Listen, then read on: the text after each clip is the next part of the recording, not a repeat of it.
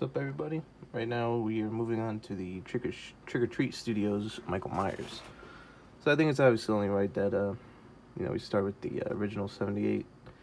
And I know what you're thinking. This does not look like it at all. Um, the blood I added, which I'll go over that in a second, and the hair.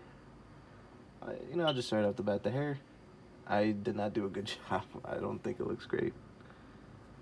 It's passable, but it could have been way better.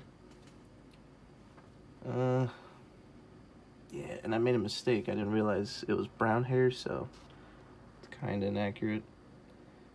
The blood, it's alright.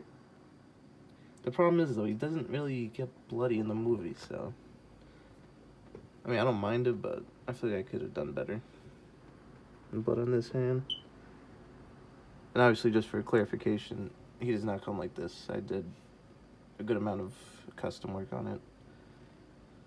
Let me get in there. So the face is good. I think this is one of the best '78 Myers figures on the market, to be honest with you. And I did paint the eyes. I don't like seeing his eyes. That's just me. You're not supposed to have the devil's eyes, Not supposed to see them. But yeah, the hair is brown, and not the biggest fan. Like I said, it's passable, but I could have done a way better job, for sure.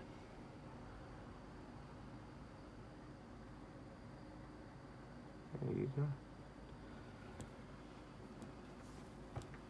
Alright. If I'm not mistaken, yeah, he only comes with the knife. Big knife. But, that's all you really need for Michael Myers.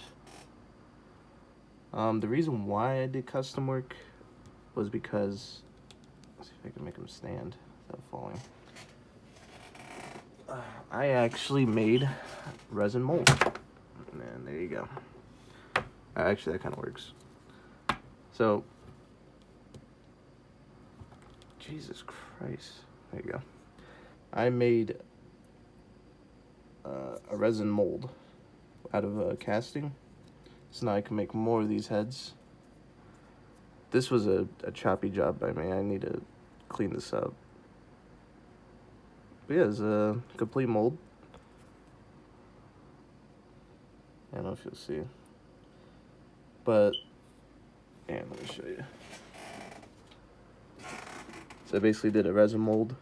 So now I have this mold for a good while, so I can make more. Which is really exciting, to be honest. I was going to try my sideshow Jasons, but the heads are very hard to come off, and some are attached to their neck. Like the neck and head is one piece. So it'd be a nightmare to try to do that, so I didn't bother. But luckily, this one actually fits perfectly. So the figure pretty much looked like this, just obviously more detail in the mask. Come on. Yeah, don't mind the paint job. God, it's horrendous. But this was just a quick one I just did, because I was just curious to see if it even worked. This is my first molding, and I'm surprised it came out well. If it wants to focus. There you go. But yeah, it did a pretty good job.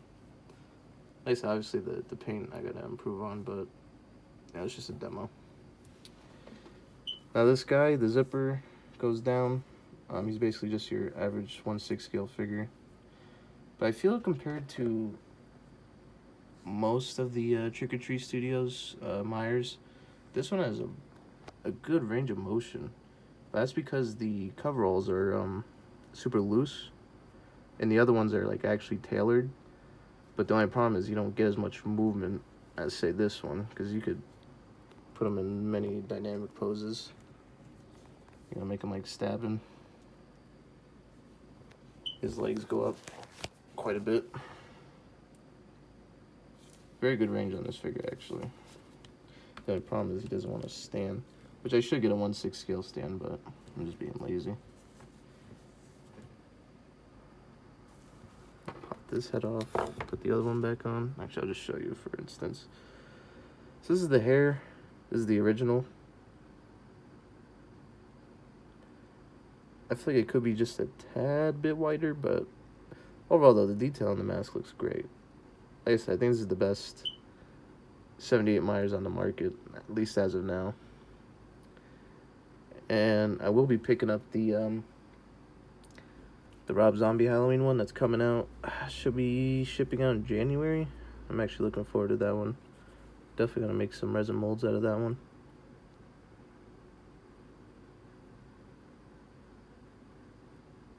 Overall, though, I'm actually really happy about this figure. You know, there was a point where we were just not getting 78 Myers at all. You know, especially NECA. You know, imagine having an ultimate 78 Myers. That would be beautiful. But who knows? Might be possible in the future. Some back sides. Yeah, the hair is just... I might even redo it. It's kind of throwing me off a little bit. Here's his boots. Which, weirdly enough, are green. Or at least on certain parts. Very weird. And I don't know if that's what it was like in the movies. Or if that's the boots that they use, but... yeah, very, very strange. But luckily you don't really see it. Most of that gets covered anyway. But overall, though, I think it's a solid Michael. Very good.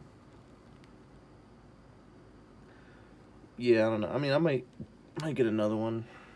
Because I kind of like the plain of it. I don't really like super bloody Michael. Unless it's like one of the Gordon Green trilogy Michaels or Rob Zombie Michaels. Because those are pretty brutal Michaels. But, yeah. Actually, yeah. Almost forgot. Here's the box that it comes in. Obviously a classic. The Night You Came Home. I'm happy Trick or Treat Studios are doing these.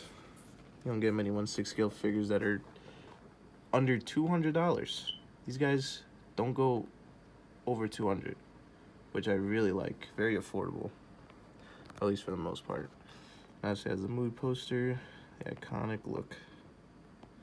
That's the back side of it. And Halloween on the sides.